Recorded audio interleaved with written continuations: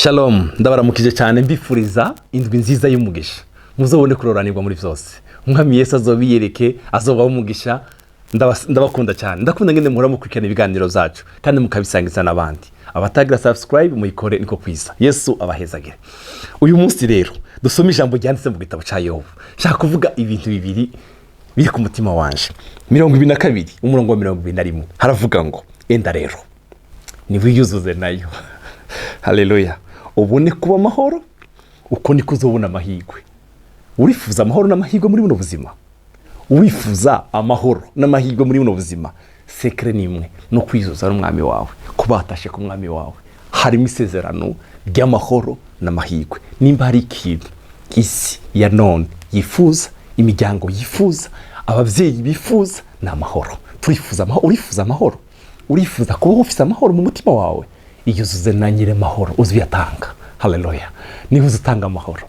Ndakunda indirimbo yanditse 122 ngo amahoro nahawe n'umwami wanje ngo ndayazigamye mu mutima ngo nahogira uza kuyanyaka sinzo yarekura. Haleluya. Yesu amahoro. Yesu amahoro. Haleluya. Urifuza amahoro muri buno buzima? Iyuzuze n'umwami wawe. Urifuza kubaho ufite amahoro? Iyuzuze n'umwami wawe. Icya kabiri, urifuza kugira amahirwe? Iyuzuze n'umwami wawe. Ibintu bibiri twifuza muri buno buzima ndakubikwifurije. Enda rero niwiyuzuze nayo ubone kuba amahoro uko nikuzobona amahirwe. Isi yose umuntu wese arakeneye amahoro n'amahirwe. Umurongo ukurikira wa 22 ukavuga ngo ndakwinginze. Yakoresheje ijambo ryiza cyane muri version Kirundi. Ndakwinginze wemere kwigishwa nibiva mu kanwa kayo. Haleluya. Amajambo yayo uyabike mu mutima wawe. Bwana sifiwe. Amajambo y'Imana uyabike mu mutima wawe. Urifuza kubaho ya mahoro n'amahirwe, ikindi woyongera ko nukubika amajambo y'Imana mu mutima wawe. Umutima wawe ukabaho ubitse ijambo y'Imana. Haleluya. Oh, haleluya. Uyu murongo urashirangyohe cyane. Ndakwinginze wemere kwigishwa nibiva mu kanwa kayo. Akanwa kayo mw'ijambo ry'Imana. Amajambo yayo uyabike mu mutima wawe. Ndakwifurije ko ubika amajambo y'Imana mu mutima wawe. Zaburi ya 73 umurongo wa 28 haravuga ngo ariko jewe kwegera Imana niko kwambere amahirwe. Urifuza amahirwe muri buno buzima no kwegera umwami wacu. Haleluya. Urifuza amahirwe no gufata amajambo y'umwami ukayabika mu mutima wawe. Hari abantu bafata imitima yabo bakayibikamwe abandi, bakayibikamwe amajambo mabi bababwiye, bakabikamwe ibintu bibi kuri ikintu kibi mu mutima wawe. Mu mutima wawe nihuzura amazaburi, nihuzura ijambo ry'umwami. Haleluya. Amahirwe uzogendana nayo. Ariko jewe niko uyu mwanditsi w'izaburi yaravuze ngo ariko jewe kwegera Imana, ariko jewe kubatashe ku Mana nizo zambereye amahirwe.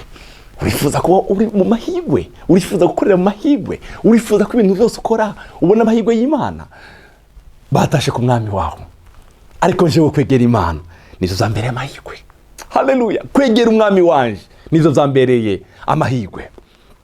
Zaburi ya 41 umurongo wa 2 haravuga ijambo ryiza. Haravuga ngo uhoraho azomuzigama. Uhoraho kuzigama amukize kandi azogira amahirwe mu isi. Haleluya. Azogira amahirwe mu isi. Ntaho azomuha abansi biwe ngo bamugire uko bagomba. Ntaho azomuha abansi biwe ngo bamugire uko bagomba. Haleluya. Azogira amahirwe mu isi. Ndakwifurije amahirwe. Ukiri muri nosi y'abazima ndakwifurije amahirwe. Ndakwifurije nimba udandaza ndakwifurije amahirwe yo gutera imbere. Iki kuko cyose ukora ari ministry ari kuko cy'Imana ndakwifurije amahirwe y'Imana. Haleluya. Kandi azogira amahirwe mwisi. Ntaho azomuha abanzi biwe ngo bamugire uko bagomba.